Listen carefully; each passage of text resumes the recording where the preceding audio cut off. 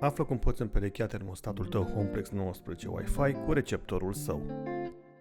Termostatul și receptorul sunt împerecheate încă din fabrică, însă dacă acest lucru nu este realizat, urmărește acest ghid. Conectează receptorul la o sursă de electricitate.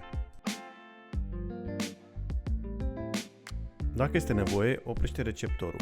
Apasă butonul acestuia până LED-ul roșu se va stinge.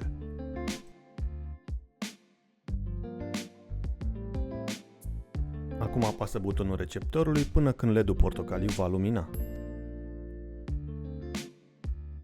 Oprește termostatul prin apăsarea butonului pornit-oprit pentru 3 secunde. Pe ecran ar trebui să apară OFF. Apasă și ține apăsat butonul pornit-oprit până pe ecran apare RF2. Acum apasă scurt butonul pornit-oprit, pe ecran vor apărea 3 linii urmate de 0-1. Dacă procesul de împerechiere a avut loc cu succes, LED-ul portocaliu se va stinge, iar pe ecranul termostatului icoana antenă va fi afișată static.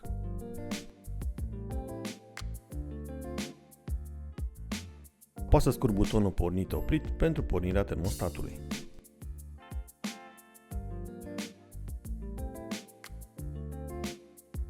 Pornește receptorul apăsând butonul acestuia. LED-ul roșu ar trebui să fie afișat solid. Efectuează un test.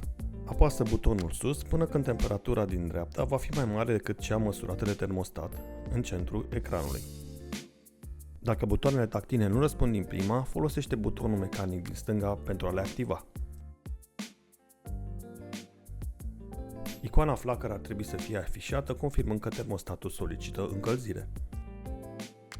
Releul termostatului și al receptorului se vor activa. Receptor, al doilea LED va lumina verde pentru confirmarea comenzii de încălzire. Vizitează pagina termostatului din site-ul Homeplex pentru informații actualizate, ghiduri, întrebări frecvente și multe altele. Link în descriere.